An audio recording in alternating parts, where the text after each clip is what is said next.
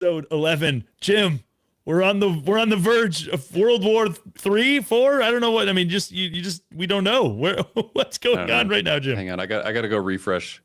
Okay, I gotta yeah. refresh. Yeah, so for those of you maybe who aren't watching this live, if you're watching this live, I mean this has just been nuts. I mean, basically, long story short, we are sitting here on the verge of we just had Elon Musk out of nowhere, a day or two removed from stopping working with the Trump campaign and Doge, Trump administration and Doge says basically, hey guys, Trump's in the Epstein files. That's why they're not getting released.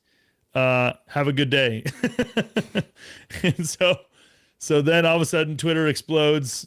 There's all kinds of fantastic memes. People like all of somebody was saying like, yeah, all the left-leaning people are thrilled they can go buy Teslas again. They can stop removing their Tesla emblems, from their cars, all kinds of stuff. But on the other hand, this is super sobering because this is like just a massive insanity going on right now. So we're gonna get to our normal, a list of normal things that we had to talk about in a few, but we feel like we'd be remiss if we didn't at least mention some of this stuff. So my name is Jordan Bush. I'm the executive director of TGFB Media, which exists to help Christians understand and use Bitcoin for the glory of God and the good of people everywhere. Today we are without Tim Fox. We are without Oshawa Hawthorne. It is just we figured there's enough verbosity, there's enough brilliance between Jim McAndrew and myself to hold things down in the fort if they're not here. So Jim, why don't you introduce yourself? Yeah, my name's Jim McAndrew. I'm tech support at Magnolia. We exist to orange pill the church. Let's go. All right, Jim. Let's get the refreshes here. Let's pull this up. I don't know if you just want to share the ones that you're looking at, the ones that you found. Yeah, so just pull it up on the sheet. Yeah, just pull it I up have on all the Elon ones at the top. All right, cool. Here we go. Let's do this. All right, guys, this is insane. All the Elon's at war with Trump. We already kind of mentioned this one, but let's just pull it up. Gosh, dude, this is ridiculous. Coming at you. Wonderful. All right. Share screen. Oh, shoot. Is this a different one? Did I grab a wrong one? Maybe I put the wrong one in there. Did you grab? I grabbed Elon at war with Trump. That was the one that was at the top. Yeah, I mean, this is basically We can get to the. This is basically it. Yeah, this is like the root of the. Yeah, that was my summary. So yeah, this whole thing started off with the big beautiful bill, right? So Elon is calling out Trump for letting this thing get through after having spent the first 3 months of Trump's presidency trying to clean up the mess and finding all the ridiculous overspending on things that the government shouldn't be spending money on. And then, so I feel like we kind of started to see some of these charts maybe like a month or a month and a half ago on Twitter where it was like, here's like the 2025 federal budget, here's the 2024 one, and like Doge had made this much of a difference, and I think essentially what Elon has come to realize is, yeah, there's like all this waste and all this fraud, but even saving as however many tens of billions or hundreds of billions of dollars, it's a drop in the bucket when you're talking about tens of trillions of dollars of debt, right? Yep. Yeah, and then I mean, if you look at that tweet, you look in the first reply that's shown here. You have Thomas Massey, congressman, saying the House has a 72-hour rule which requires the bill to be posted 72 hours before passage, but the Speaker circumvented this rule with a manager's amendment that rewrote and added substantial portions of the bill as it went through the Rules Committee the night the bill was passed. I mean, this is insane. Like, yeah. And Trump was claiming that Elon knew better than anybody what was in the bill, and there's obviously no way that he could have. So yeah. I mean, again, you could imagine him like having some sort of inside track, but I mean, like this is still insane. I mean, sort of, but Elon's gone back to work. He's like full time at SpaceX right now. So I don't know. I'm still an Elon fanboy, and I've always been an Elon fanboy. Yeah. Back when he was a Democrat too. So yeah. I'm taking the side of Elon on this one. Yeah, exactly. I keep driving my Teslas. I never put stickers on them. Yeah. I think Elon's heart is in the right place. I think Trump is, in some sense, showing his true colors. I used to be a never Trumper. I still stand behind my vote for Trump. This time around, obviously, I think Elon's comments, like this election was sort of a turning point where it's like there's no turning back if you vote for the Dems this time. I still think all of that is true. Yeah. But at the same time, as awesome as Trump is and as disruptive as he is, he's still a politician and he's still going to lie, you know? Yep. Well, then, I mean, like, I just think like this is where it's hard for me to even comment on this because like there's just so much that you don't know of, like what, you know, who's telling him what behind the scenes, you know, what else is going on. I mean, there's just so many things. Like we mentioned this, I think on this podcast when we were talking about Kash Patel getting in there and then not immediately releasing the Epstein stuff is just like, I mean, how do you go into work every day when literally the people you're working with and the people you're in charge of are literal spies who are literally like charged with potentially assassinating folks? Like if they have bad information and, you know, he walks in there and finds, you know, a bullet on his desk or something like that. And he just knows all of these people, you know, all these people can like kill me with this. I mean, slightest thing, we just poison you, do whatever. I just can't imagine, like, how do you even do this job when that's the reality? Whether, you know, obviously if you're on his thing, charge of the FBI or like just Trump himself. I mean, like just there's so much stuff, so much pressure that you just don't know where it's all coming from. So it's just hard to know what to do. Let's look at this other one here. Let's see. We're on this one. We want to go to this one. Trump just posted. What is it? He just posted another one. Here, I'll put it in the okay, spreadsheet. do it. There you go. Yeah, we got Alex Jones here. God help us all. Amen. Yeah. Yeah, for real. That's right below. Yeah, so this is right below the initial one, Elon from today. So that first tweet was obviously from a couple days ago or from yesterday. And then today, Elon, like an hour ago, basically says, time to drop the really big bomb. Trump is in the Epstein files. That's the reason why they've not been made public. Have a nice day. I mean, all right, Jim. So let's just talk this through. Let's talk through the game theory here, okay? So if you're Elon... Do you think that Elon actually knows that? Well, first of all, there's like one side of this which was, all right, if Elon knows that he's in the Epstein files, then what the heck are you doing standing with Epstein or standing with Trump? Like that would seem to be not great, and, you know, objectionable and would bring kind of problems later. On the other hand, you're like, okay, so like if this is true, think about what Elon is potentially risking. Because I mean, you have Tesla, which is heavily reliant on subsidies. You have SpaceX, which is heavily reliant on subsidies, like government subsidies. Like my initial thought when I saw this was RIP Tesla and RIP like RIP SpaceX, all these other things. And what do you think about that? Does that jive with you or I mean? Well, so I would say in the early days, Tesla was definitely way more dependent on subsidies. At this point, it's something insane. Like Tesla is bigger than GM, Ford, and put together, or something, all of them put together, right? So it's the Model Y is like the #1 best-selling car in the world for the last 2 years. Yeah.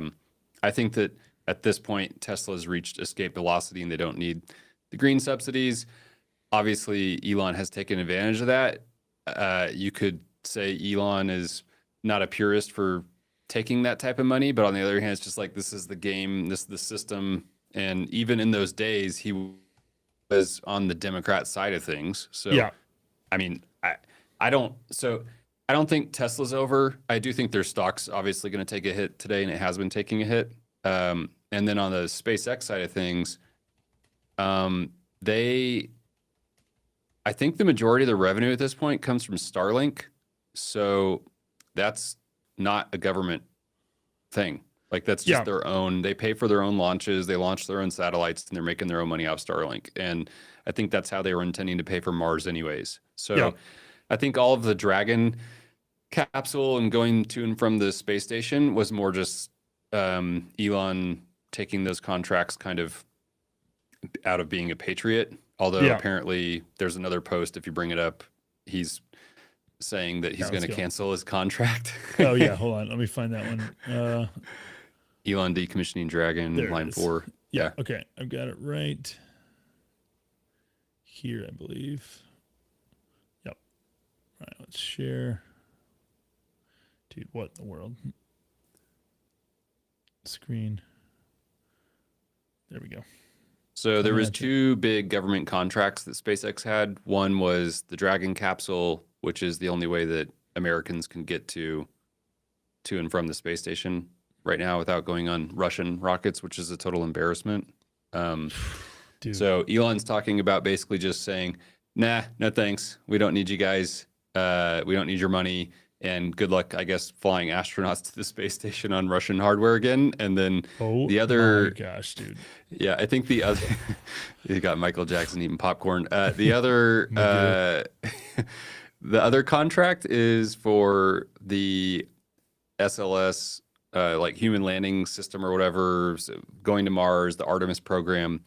But that whole project is like probably about to die. I mean, I don't know if it's in the big beautiful bill or what NASA's funding is on that, but they were supposed to have already landed on the moon. I think their original target date was 2024, and now they're projecting sometime in the 2030s. And so it's just it's a huge boondoggle. It's a huge waste of taxpayer money. I don't know if you've ever seen this thing, but they basically took old parts from like the space shuttle and the Apollo era, and they just like crammed them all together into some big rocket, and they're hoping to like land on the moon with it. And I think NASA had contracted with Elon to have Starship be one of the things that actually lands on the moon that gets delivered via that rocket somehow. Yeah. So I don't think that's going to happen anyways. I think SpaceX has reached escape velocity. I think they've got enough money with just the Starlink income alone to do what they want to do.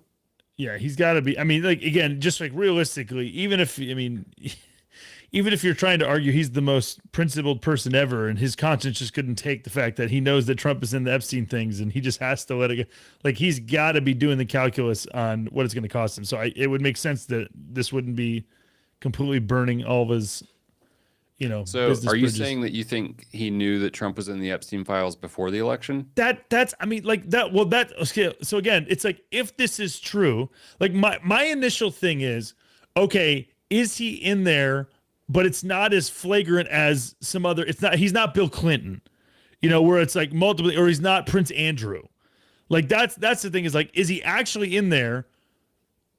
And like it's not as bad, and Trump just still doesn't want the PR headache of having to answer questions about it, or, and I'm totally again, like voted for Trump. I'm totally willing to like I have no like dude.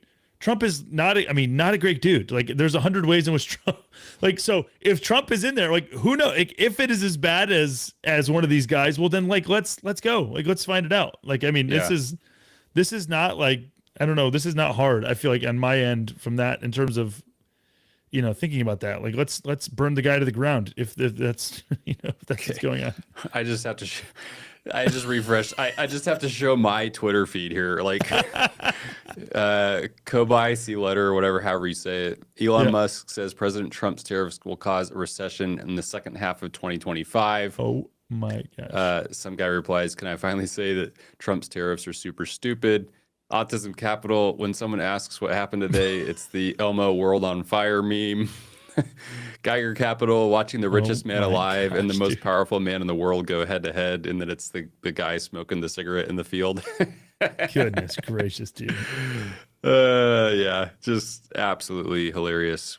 Okay, Trump fires back at Elon. Online battle because such an obvious lie. So sad. What's he lying about here? Elon was wearing. Okay, here's Trump's tweet 2 minutes ago. Oh my gosh, dude. Elon was, quote, wearing thin. I asked him to leave. I took away his EV mandate that forced everyone to buy electric cars that nobody else wanted, that he knew for months I was going to do that. And he just went crazy. Okay. Yeah. And then we just get back to the Epstein files. I mean, dude, what in the world? Of course, Darth Powell's talking about real estate melting down as well. I did see, I posted in the chat, Fox News ran a report, since we love to hate on real estate. Even Fox News is saying that we're in a real estate meltdown. Yeah. So, Yep. Yeah. Well, I mean, the guy from what was the Redfin just came out the other day. Did you see that one? yeah, I think that's who they were interviewing on Fox News. Yep. All right, guys. Let's just take a break here for a second, and let's get to some good news here. Actually, here, hold on. Let's see. We got that one already done. We get that one. I don't know what that one is. Here we go.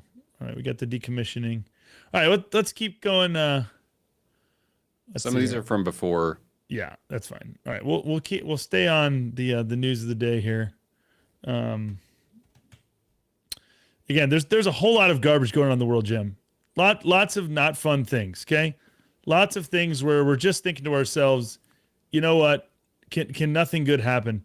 But I just am here to tell you, Jim, there actually still is great happening today. There's some very momentous things happening today. Hey, let me just tell you. What you got? Here's what we got, dude. We got TGFB launching the Orange Umbrella book Kickstarter. This is fantastic news. We've been working for like 2 years on this book. I'm so glad to finally get it out there. Go ahead and go over there to our Kickstarter and give us a support. We've got a paperback version. We've got a hardcover version. We've got like a legacy. We call it like a legacy edition, which is like super premium. Yeah, that's what I ordered. There you go. That's thank you, Jim. I basically, as I said this, if you don't order 10 copies, you love ETH and you want Bitcoin to fail. So apparently, we'll just let that. We'll let you guys come to your conclusions. If you don't order 10 copies, you're on the Epstein list. That's right. That's exactly right. So yes, you can go over there. You can find it via our pinned tweet. Again, would love to get this thing over the line and funded. We are already about 10% of the way there just from the first 5 hours. So that was encouraging. But yeah, cool kids book. Whole thing rhymes. It's designed to it's a Bitcoin kids book that doesn't mention Bitcoin. It's gonna be a cool little thing. We can't wait to get it into your hands. So that's one little bit of news, a little ray of sunshine in this otherwise. And none of it was vibe. Yeah, right? no vibe coding. The whole thing was written by me and then by JD. JD is my buddy who I co-wrote it with. JD has worked in Hollywood and advertising for his whole career. He worked in like international marketing for Uber and Toyota and a whole bunch of other companies. Worked on the first 2 seasons of a show called Rick and Morty, which I'm not super familiar with, but other people, basically any guy I talk to under the age of 40 is like, oh my gosh, Rick and Morty. So Rick and Morty. So I will say it is absolutely hilarious, but it's also questionable as a Christian to like it. So yeah. So anyhow, we just basically, that's kind of where he started his career, and then he's done a whole bunch of other stuff since then. So, but yeah, so we got that working. Would love to get a copy of that into your hands. You can go check out the video on the actual Kickstarter page or here on Twitter. All right, let's keep going here. So let's see. Boom. All right, Jim. So Norway, what's going on here? Tell me why that you thought this mattered. Norway sent 8.2 billion to Ukraine. This is news from 2 weeks ago, so it's a little bit late. We've been a little busy. And then I think it says, what does it say? Ukraine turned around and is doing a Bitcoin reserve bill. So they're basically taking the funding from Western countries and then turning around and buying Bitcoin with it. Based. I don't even hate it. I mean, yeah, I don't know. I guess. Yeah, no, I'm kidding. Obviously, I'm kidding. No, the reality, the question is this going to stay with the country, or is this going to end up, like, is Zelensky going to end up with a fat Bitcoin wallet? There's all kinds of reports over the last couple of years of him and his wife driving Bugattis in the Mediterranean, along with a bunch of other wealthy Ukrainian citizens. So, yeah, Bitcoin's for enemies. Bitcoin's for, thieves. So that's good to know. I mean, this is like a broader question of, as Bitcoiners, are we excited or terrified about nation state adoption? No, you're not excited about it, but at the same time, I mean, it's going to happen. There's nothing you can do about it. And well, it was all, I guess, what are you saying? It was always going to happen if Bitcoin was ever going to become the Bitcoin standard. Yeah. Well, again, just people.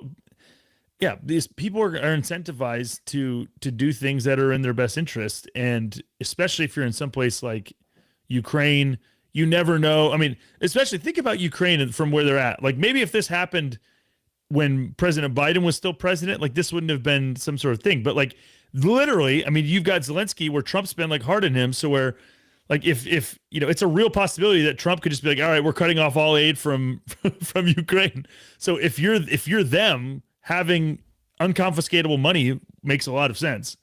It doesn't surprise me at all. So I don't know. I guess I just thought that governments would maybe go the more negative route where they want to ban it and round up people that own it. And I just don't think. I mean, I think we're just way past that. China tried to ban it 7 times in 15 years and failed miserably. No. I know we're past it. I'm just saying, if you'd asked me 10 years ago, I would have been like, yeah, of course they're going to ban it. Yeah, exactly. Yeah, I just think the tenor, like the monetary environment, all these other political environment, there's just a bunch of reasons why Bitcoin, makes a lot of sense. And so, all right, let's see what else we got here. The volatility ones are a pair of them. They're kind of this Kiyosaki, Bitcoin Layer and Preston Pish. Oh, okay. You want to do this Kiyosaki one? It's about the Fed auction, the bond auction. Yeah, we can do that one too. All right, let's do this. All right, I'll read it for us. So Robert Kiyosaki, Rich Dad, Poor Dad, basically had this to say about a week ago. 2 weeks ago. The end is here. What if he threw a party and no one showed up? That is what happened yesterday. The Fed held an auction for U.S. Treasury bonds and no one showed up. So the Fed quietly bought $50 billion of its own fake money with fake money. The party is over. Hyperinflation is here. Millions, young and old, to be wiped out financially. Good news. Gold will go to 25,000, silver to 70, Bitcoin to 500K, to $1 million. The big print, the title of Larry Lepard. Shout to Larry Lepard, friend of the program, friend of TGFB, spoke at TGFB in 2020, I believe. 3, I think. He spoke his latest book. Go grab it. Please read it. The end I've been warning the world is about to be here. May God have mercy on our souls. Ugh. Not fun. So Jim, explain this to people who don't understand treasury auctions. Yeah. Which is every person with a functioning brain. other than the 14 computers that Elon found that supposedly can just send payments without having anything backing them. Precisely. Yes. Theoretically, the only institution in our country, if you want to call it that can make money out of thin air is the Federal Reserve. Yep. Okay. So with the government, the Federal Reserve not being a government organization, it's a cabal of 12 private banks. But so when the government passes the big, beautiful bill, for example, and they need a ton of money to spend, where do they get that money if they don't have it? Well, a lot of people think they just print it, but that's not quite exactly how it works, right? So the Treasury, which is part of the government, creates bonds out of thin air and sells them for dollars. And guess what? Sometimes we've been able to convince people like foreigners in Japan to buy those bonds because we sent a bunch of dollars over there to buy their consumer electronics. They've got dollars now they don't know what to do with. They turn back around and buy the bonds from our Treasury. But all of those buyers are getting sick of it because they see the scam that it is. And so when the bond auction goes no bid, essentially there's no real buyers, then guess who comes in and buys it? It's the Federal Reserve. And how do they buy it? They are the ones that actually print the money. And of course, it's just adding zeros to their bank account. But they add some zeros to their bank account. They buy the money or they buy the bonds from the Treasury. And then that's how the federal government gets a bunch of money that it can go spend on all the pork and stuff that they just voted in the big, beautiful bill. And then that's how all the money ends up coming down to us plebs. So here's the problem. The problem is, it's one thing whenever Japan or France or whoever buys bonds with real dollars. It's another thing when they don't show up to buy it, and then the Fed starts injecting capital to buy those bonds. That's essentially direct money printing, which I think we've probably seen these graphs floating around the last couple of weeks. People take the M2 money supply, which is to say it's M1 plus the second layer. So M1 is just like all the actual physical bills that are floating around and account balances that are in like on-demand deposits and things like that in banks. And then they add to it essentially all the loans, all the derivatives, all the stuff on top of that. So it's like, what's the total? They take that chart, and I think it's something like 20 or 30 trillion dollars that are out there. And then they offset it. I think it's by 10 weeks or something. And then they overlay the Bitcoin chart on it, and it follows it almost to a T. Yeah. And so, it's almost like we've got tea leaves, crystal ball here that essentially says, yeah, this bid goes no auction, and 10 weeks later, Bitcoin's price is going to be skyrocketing. Auction goes no bid. And then, but the thing I think people are underestimating is the reason why part of the reason why it so closely follows it is because Bitcoin is only at like 1% adoption. Like as you get that and you get Bitcoin adoption, it's going to get even crazier. And so that actually brings us to, let's see here. Is this, shoot, where'd it go? Is it right there? No, that's not it. Hold on. Oh, so we got a Balaji tweet here. That's what we're looking for. We're gonna get Balaji, Naval. We got a bunch of our old friends here coming up here in the next couple tweets. So yeah, to this end, share this tab instead. Here we go. Balaji, the dollar has already devalued by 100 million X against Bitcoin since inception, from 0.1 cents per Bitcoin to 100K per Bitcoin in just 16 years. However, the next 10X will be different. You should choose a jurisdiction that respects property rights, and has not abolished the police. So Balaji is saying it is going to get very, very bad. You're going to want to be a place that has, sane rule of law. So the next 10X puts Bitcoin kind of on par with US dollar M2 money supply and gold, right? Yeah.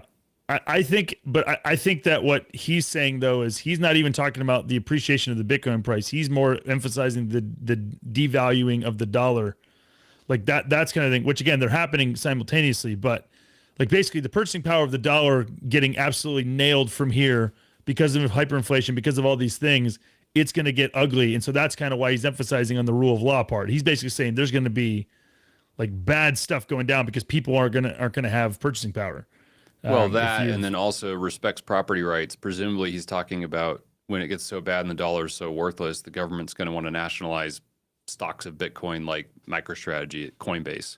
Yeah, well, I mean that could be, but the fact he's talking about abolishing the police and has not abolished the police, that makes me think, again, the police aren't going to do anything to you against the against like the government coming to get you, but it is going to affect people who are looting and rioting because they don't have any purchasing power. So, too bad Oshawa is not on here because apparently I think it's the county that Portland's in voted. They had a choice between spending money on the parks or something and the police, and they spent the money on the parks. So they don't have any police in Portland anymore. Dude, yeah. Well, Lord knows. All right, so there's that one. We've got another one coming up here. This is another great one. Not Bitcoin. No, we already did that one. It is right here. Is this it? Yes. All right. So anytime, I have a personal rule. Anytime Naval shares a Kanye tweet, I feel like we have to look at it. All right. So this is within the last 20 minutes. Naval shared this tweet right here. Naval reposting from whoever Cersei is. Finally, a voice of reason. Kanye addressing Trump and Elon. Bros, no, please. We love you both so much. Oh my gosh, dude. What in the world? Yay is the voice of reason. Oh my word. Where are we? What kind of world do we live in? All right, let's keep going here. Listen, other humongous news. There's a little guy. He's of little importance. Speaking of Epstein, we've already brought up Epstein. How about Epstein's banker? What if we take a look here at J.P. Morgan? J.P. Morgan CEO Jamie Dimon says the bank will let clients buy Bitcoin. I think it's gone even beyond that because this was 2 weeks ago. I think they're allowing taking loans against your Bitcoin. Or there was another headline that said that. Dude. So it's just don't do it. Don't do it, especially from Jamie. Don't do it. But wow, like how fast the narrative changes, the Overton window shifts, and the 100%. Gaslighting begins. 100%. Yeah, Jamie, liar, diamond, dude, so crazy. I had a buddy who I just got off the phone with who was telling me that he went to go get a mortgage on a house. He's like looking to get a mortgage, and he's like, it was wild to just like factor in my Bitcoin holdings. Because like now all these banks can hold them, and so they can factor it in and treat it like another asset and not like a bad case of leprosy like they treated it for the last 15 years or whatever. Dude, I had to just to go. So we're currently looking at buying houses, although we're not in Yeah. any hurry. Yeah. But as much as I hate real estate, Yeah. and we don't have a list or a buyer's side agent, we're just representing ourselves. And Okay. so one of the listing agents was like, "Well, you need to show proof of reserves essentially, just so we know that you're real. So it's worth our time to show you the house." So I was able to basically show them Bitcoin reserves to Oh my gosh. go see the house. Wow. That is wild. Oh my gosh. Jim, proof of reserves. Love it. It's so funny though, because like it was like I could have just doctored the screenshot. It like Yeah.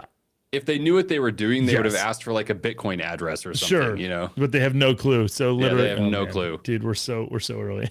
Yeah. All right, let's keep going here. We'll save this. Let's see, we'll get rid of this. We'll save the Hash Horizons one. That's That a one is- longer one, yeah. Yeah, that's man, heavy. That's a wild one. Okay, let's see here. Yeah, Bitcoin's volatility. Here we go. This is from our friends at the Bitcoin Layer. Shout out to those guys. Bitcoin's volatility has been steadily declining. As options, ETFs, and corporate treasuries mature, the more investors are selling volatility, capping the upside and dampening the wild price action. This isn't the Bitcoin of past cycles. It's slower, more stable, and still trending higher.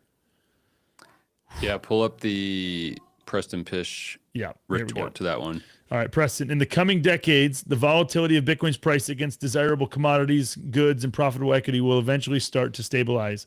But its value against fiat will only get more volatile and maybe even violently volatile. People showing you a chart where Bitcoin's volatility against fiat is diminishing and suggesting that it'll only keep getting less volatile happening forward are seriously misunderstanding what's happening and where this is about to go next. But hey, I could be wrong. He's not wrong. Again, like it's really what it is. It's a coil. Like it's like a spring that is being compressed and it's going to go nuts. Like this is, yeah, I just think this is. So you agree with Preston? Yeah, I agree with Preston. So you think that the decreasing volatility is going to reverse? Yes, I think like there's, so I mean, this is what you saw with Bitcoin up until 2020 or 2021, whatever it is, 2021.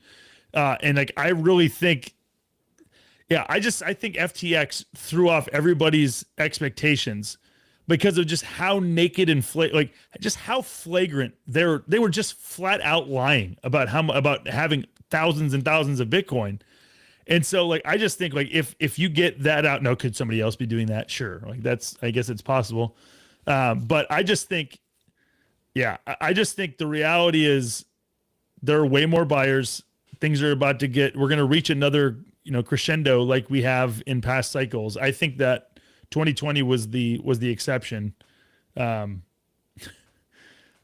yeah, this is, I don't know. What do you thought? Well, I guess it's interesting, right? Because at some level, MicroStrategy and these other Bitcoin treasury companies and the derivatives on top of it, like Misty, are trying to sell that volatility. Yeah. So the argument that like,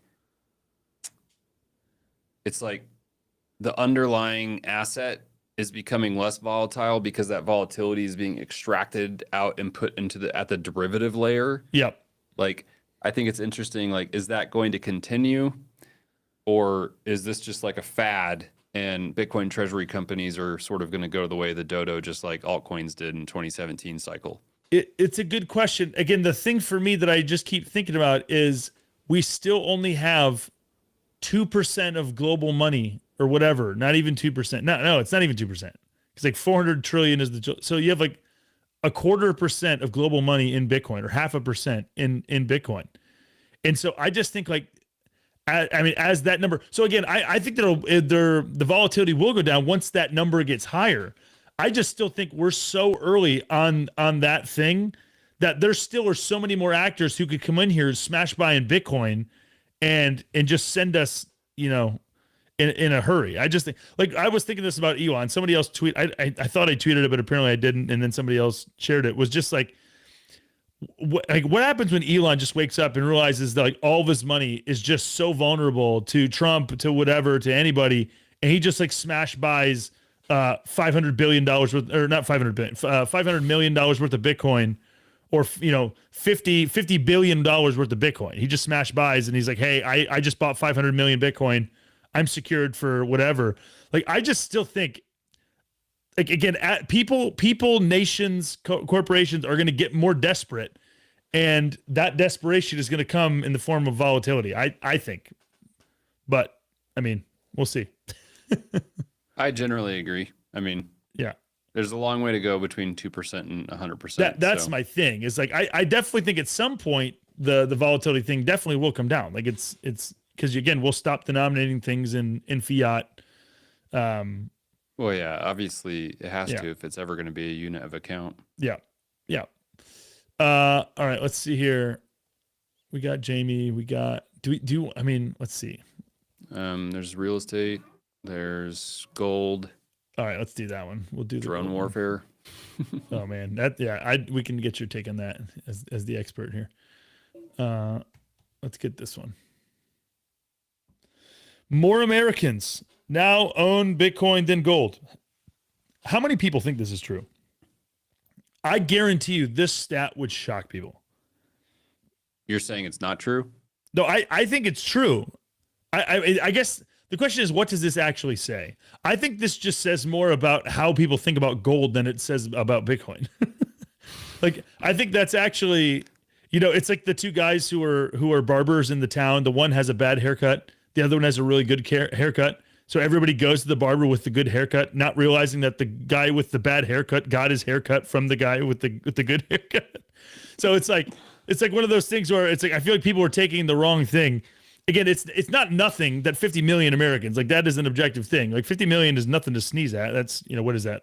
1/8 of the United States population, a little bit more.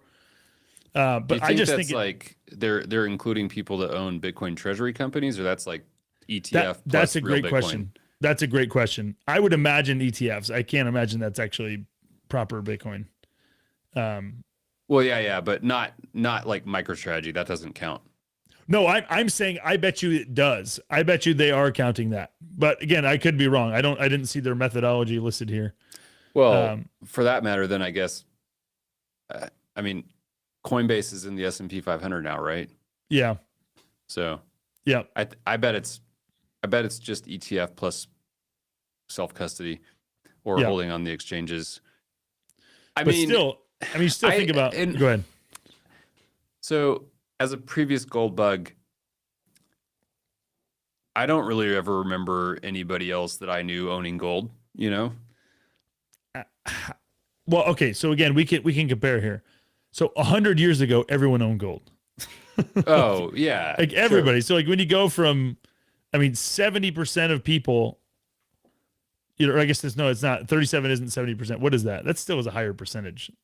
37 million out of 400. Out of 350, that's whatever we are, 370. That's like a little over 10%. Yeah. So, it's fallen 90% in 100 years. It's almost tracking with the dollar. 6102, everybody had to turn it in or you had to go to jail. Well, anybody who had meaningful amounts, like, if you had like 5 coins or something, they're not going to come to your door. I think for a long time, a lot of people didn't feel like they had to own gold because the dollar was backed by gold. Yep. So yeah, I definitely agree. I think that, again, people are always going to choose convenience over responsibility. Like, that's what it comes down to. But yeah, if you just think about how much people have gotten rugged just in terms of purchasing power by not understanding and prioritizing owning gold. If you're younger than Gen X, you're not going to buy gold.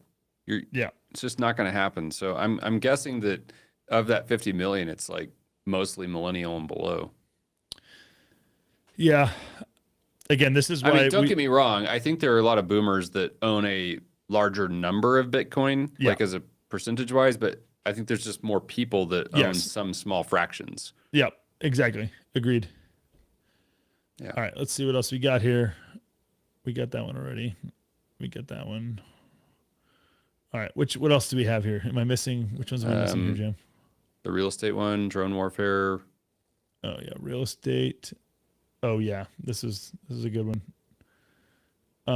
again, good news for those of us who don't have real estate, who are, praying imprecatory prayers against the housing market. The Lord has heard. Yeah. You guys see this right here? Yeah, there we go. The So Fox Lisa, News report was talking about this.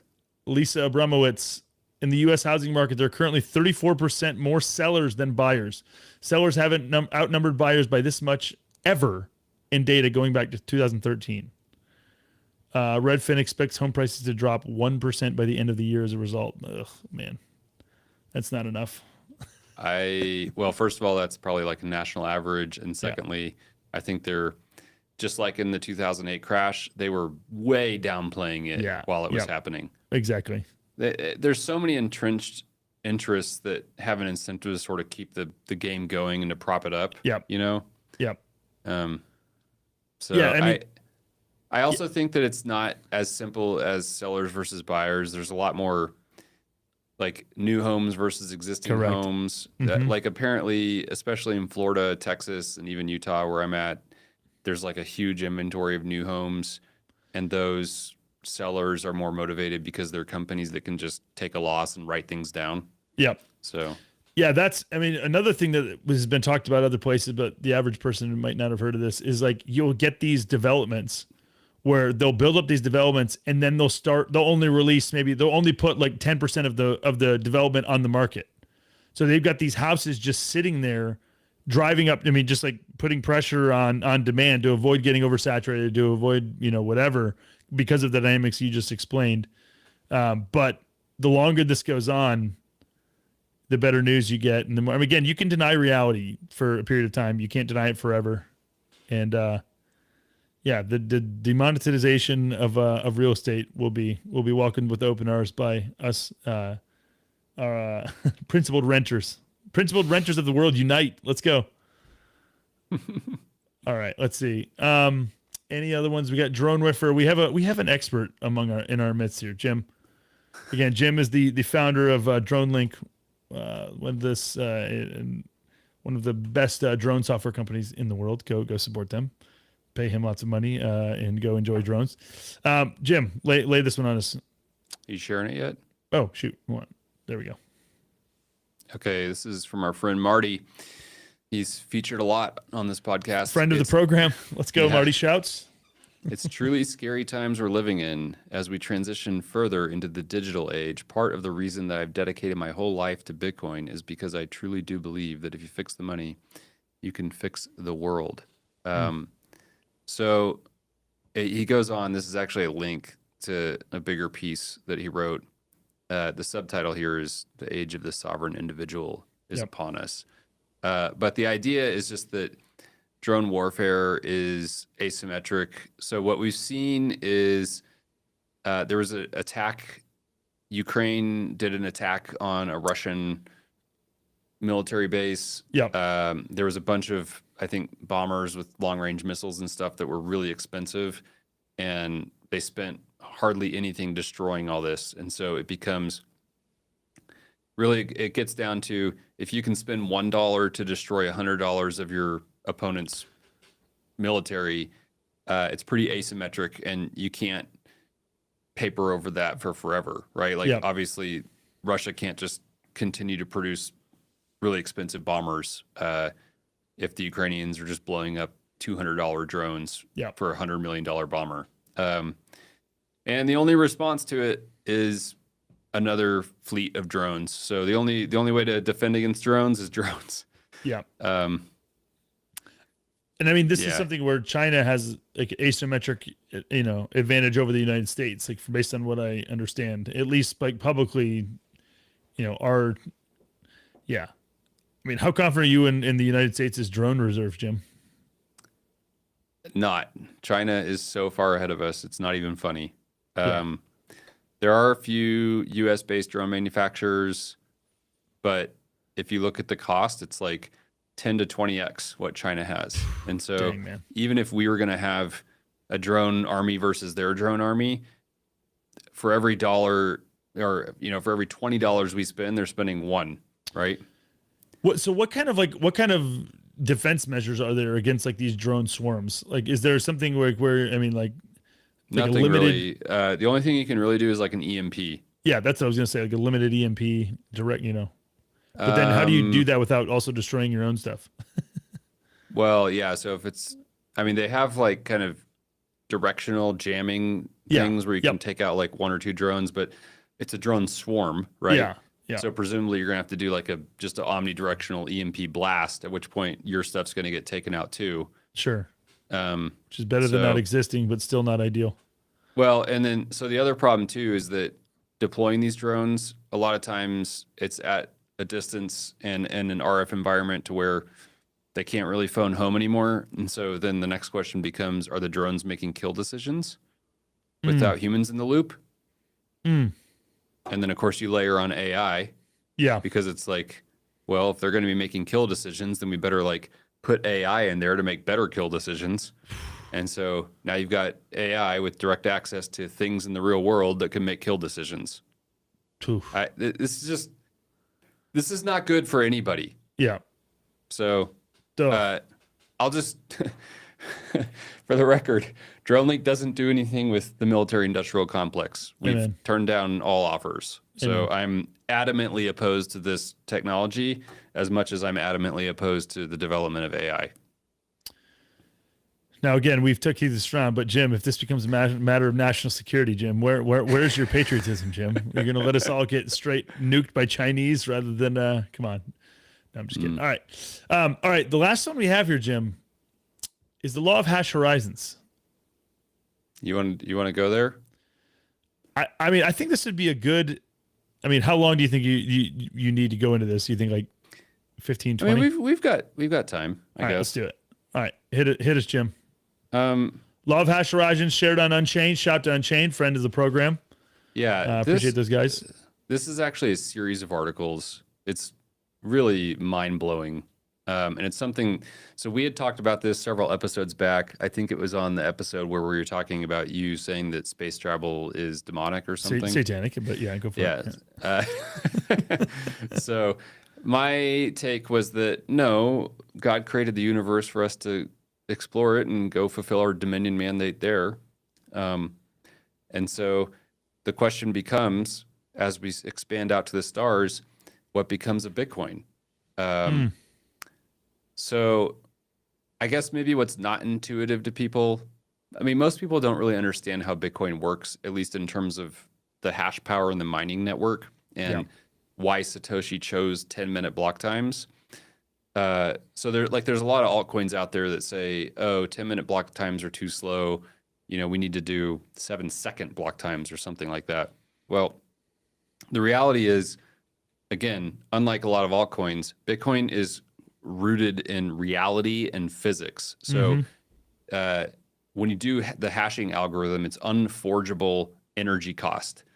Well, similarly, there's an unforgeability to the speed of light, basically. And so computers talk essentially at the speed of light, which seems really fast on a human scale, and even it seems fast at like a Earth scale.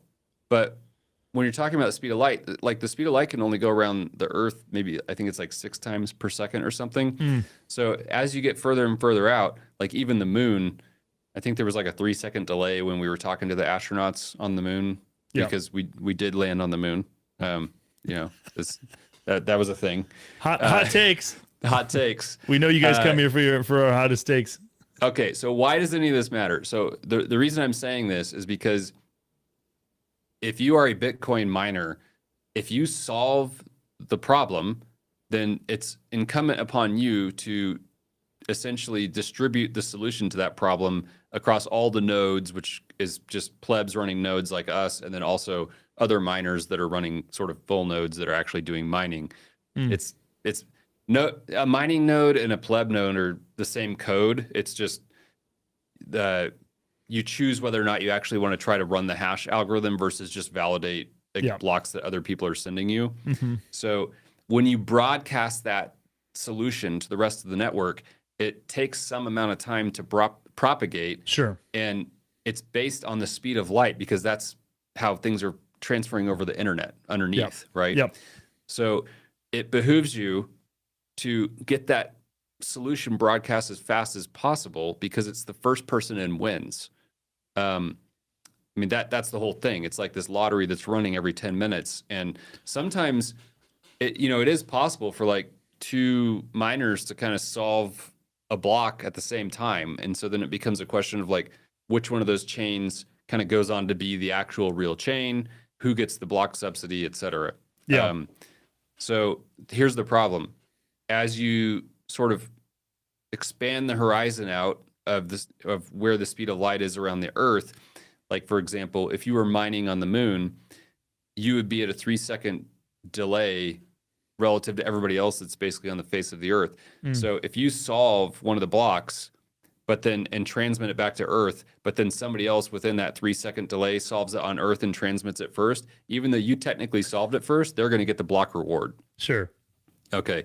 So it doesn't seem like it's that big of a deal with the moon, but there is an orbit at some point that's 10 light minutes essentially away from the Earth, that once you sort of go outside of that orbit, it's not even like outside of that, where it's like, I think it's like 50% of that or something. It's in this chart here or whatever.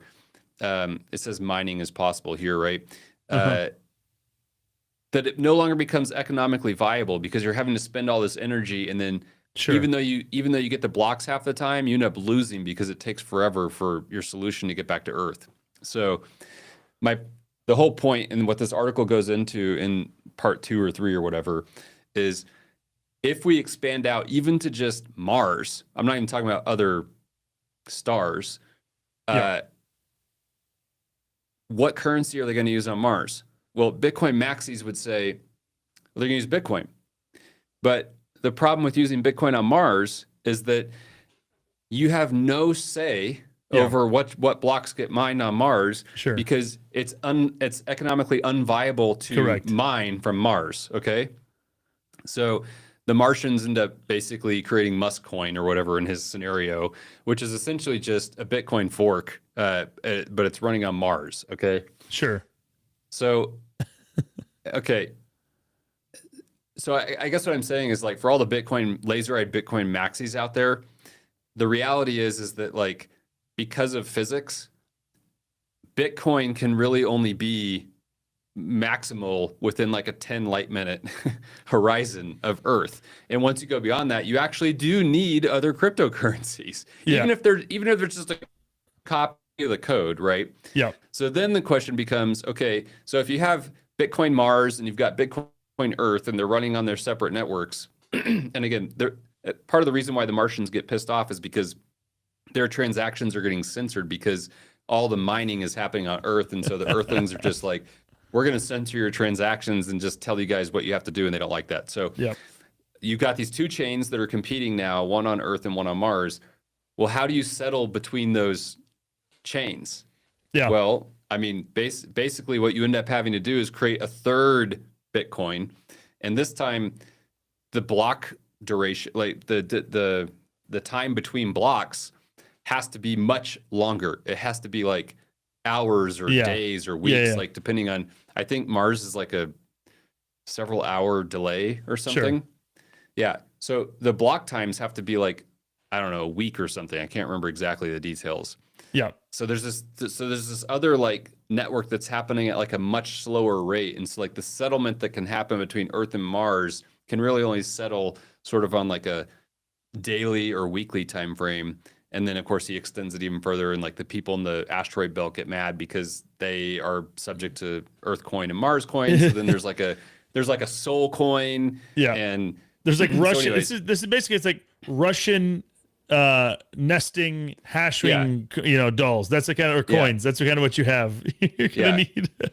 So it just kind of gets into this mind exercise of, as we expand further and further, like, what would Bitcoin look like at those scales? And you eventually get to like the whole galaxy, right? And you're talking about like hundreds of thousands or 100,000 light years across or something. And so if you want to have a galaxy coin, I think it's like, the block time it's settling on like hundreds of thousands of years. Like, you can only settle all the transactions across the galaxy at like 200,000 year intervals or something, which is like wild to think about, right? Yeah. See, Jim, But this is why this is never going to happen. I'm glad you're coming to my side. This is great. You know, this is why we're never going to expand to the stars, because we'll have no way to settle with each other. it's just too great. You know, it's just not going to be an issue. That's my thing. I just think this is I don't know. too complicated, but no, I do think it's amazing that there's people who are thinking about this and like planning for this if it were to happen. I love it. I don't know. I mean, in sci-fi with like Star Trek, you just they kind of like wave a magic wand and they don't really have money anymore. It's just Federation credits, and so settling doesn't really matter. Exactly. Well, shout to Dhruv. Dhruv, by all accounts, Dhruv Bansal, who's with Unchained, one of the smartest people in the entire industry. I also saw Clark Moody. Clark's good dude. Loves the Lord as well. His dashboard is great. Yep. Bitcoin and the Interplanetary Frontier, an article that he wrote. Let's see if we get it's over here. Yeah. So I don't know if I agree with your take. My take is actually there is a way to do galactic settlement. Your point is, if this does happen, which you think is inevitable, then it is possible for us to make it happen on Bitcoin. So I think I don't know if I would say I think it's inevitable, but so go check out that article. Let's see, what is it? Let me get to the top again here. Yeah, part 1, the law of hash horizons. Go find that on unchained.com. You can also check out Clark's thing from 2018, Bitcoin and the Interplanetary Frontier, at bitcoin.clarkmoody.com. Let's see. We've been going for about an hour here, Jim. We have another update from Nick Carter. Okay. Let's share this in. Ready?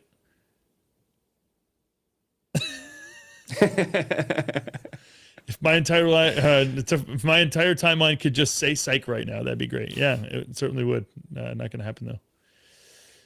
Jim, anything else you want to share? Anything else? Yeah, I'll just chill a little bit. So do it. Me and Tim are part of the Presbyterian Church in America. PCA. He's a TE teaching elder. I'm a deacon. We have our General Assembly in a couple weeks coming up in Chattanooga, Tennessee. Even if you're not in the PCA, this GA is going to be General Assembly for those at home.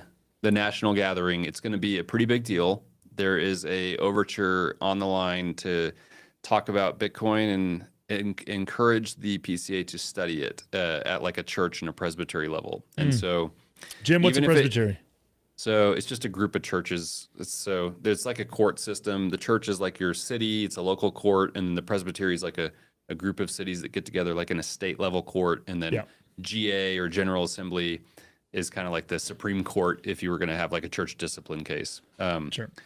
So anyways, Tim and I will be there, and a couple other guys like Ben Haley, who was the guy behind the overture. Shout out to Ben. We've got 2 salons that we're doing in the evening. One of them is going to be at a restaurant. The other one's going to be at our Airbnb. We've got links to the Eventbrites that we can post in the show notes or something. Woot woot, do it. But yeah, if you're in the area, even if you're not at the PCA, if you want to see what it's like for 5,000 dudes to get into a room and sing hymns to the Lord and be encouraged by that, you should totally come. The worship service is awesome. Or if you want to come to one of the salons, again, we'd love to have you. I think it's going to be a great time. It's going to be great. I am so sad that I can't come. I will actually be at a singing camp, music camp with my kids, or else I would totally be there. We're making male singing great again. That's right. Very, very much needed. We'll also say there's a couple things going on later this year that we want to mention. So we just got news that Oshawa Hawthorne will be presenting alongside Samuel Coleman, who is a Swiss politician. They're both going to be presenting about Bitcoin and missions at the it's in Switzerland. Plan B Lugano. Plan B Lugano. He will be there. I'm actually planning on attending. This is a recent development. I am planning on attending. We might be doing another TGFB luncheon while we're up there. So we'll have more info on that. We're actually working on, we've got the potential of doing some fundraising and actually giving every single attendee of that conference a copy of the Gospel According to Bitcoin, which Samuel translated into German. So we're working on that. That'd be something we'd appreciate your your prayers on. And if that's something that you want to contribute to, feel free to reach out to either TGFB or Jim or Magnalia or Brilliance Labs. We're all going to be chatting on that front. And beyond that, I'm trying to think. There was at least one more thing that I was going to mention. Yeah, there's going to be, well, there's a whole bunch. I guess we'll hold off on this other one that I'm thinking about. Going to be something cool going on later in the year in relation to Bitcoin and missions. It's an announcement about an announcement. Yeah, I know. We'll hold off on it because there's really not like anything actionable that you can do. But just know that, I mean, this is something that we're, constantly thinking about, constantly working on, is just having conversations with people who are working in the missions world and the churches world, who are trying to help. Who are either trying to help, or trying to understand Bitcoin better, or looking for resources to help their churches and their different orgs to understand Bitcoin better. So if there's anything we can do to help you on those fronts, please reach out, and feel free to reach out, and we'll do whatever we can to help connect you with those kind of people and resources. Jim, I will give you the final word. Is there anything else you wanna mention? Yeah, I know that was kind of a wild episode, especially at the beginning. Yeah. The final word I would leave everybody with is, even if the most powerful man and the most richest man in the world are duking it out right now, yeah, we're like dust in the wind compared to the Ancient of Days. Yes. Facts. What is man but a breath, right? So we love God. God is sovereign, and you got nothing to worry about. Definitely. So. Yeah, this is, I hope the fact that we're laughing is encouraging you in that respect, because like I mean, if I wasn't Christian, I don't know if I would be laughing. It's but true. Obviously, Yeah, as Christians, it's just like, of course, this is what's happening. Yeah, and obviously, there's things that, I mean, if there's things that could happen as a result of this in which we would not be laughing, but yeah, it's just so absurd, when pride and hubris gets involved. That's kind of what you're seeing. Now, again, it's, well, as Jim mentioned in the beginning, the other thing that's super sobering is that these are the best options. Exactly. Actually, here's what we'll say: these are the better options, given that we were presented with about 6 months ago. Maybe we'll finish off here with this. This actually is a little bit more encouraging on the political side of things. I don't know how many of you saw Jack Dorsey's tweet. Did you see this? Which one? You're not sharing it yet. Yeah, hold on. I'm trying to find it.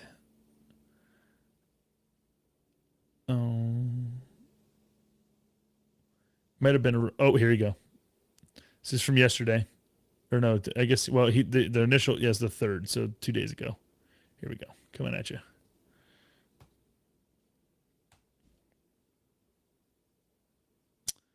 Jack Dorsey retweets a tweet from Good Morning Liberty. Paul Massey, 2028. From this man's tweets to the Lord's ears. Can you fathom what an unmerited favor it would be if we ended up with a president, vice president, Rand Paul, Thomas Massey? Goodness gracious. I would be interested to see if even they could drain the swamp. Certainly. I mean, certainly. Yeah. That's the reality, right? Is like so much of this, what you're seeing is like, you have to have people behind the scenes who are, well coordinated, who are willing to endure and stand in the face of threats and do all kinds of, you have to have people who aren't afraid of, just who aren't afraid of being name called and a whole bunch of other things. I think Massey's an interesting thing. We should talk about him on a future episode. He's a guy, his wife just passed a year ago, I think, within the last year. He still has some younger-ish kids. I think they're like late high school. Most of them are graduated. So you've got this guy who's at an interesting point in his life. He just would be an interesting guy. Rand, I don't know as well what's going on with him. But two principled people who aren't just willing to go along with everything. I'm not saying they've never made compromises or anything like that, but they both are 100 times more principled than the average person who sits in one of these offices. 100%. So we'll leave it there. Listen, virtue is always a valuable thing to pursue. Again, you have not because you ask not. So let's not be so black-pilled that we just presume that we're doomed. So trust the Lord, continue to pray, and we'll see you on the next episode of To the Unknown Pod. Hopefully, we'll be joined by some more wild characters. But we're grateful for you all, and we'll see you in the next episode.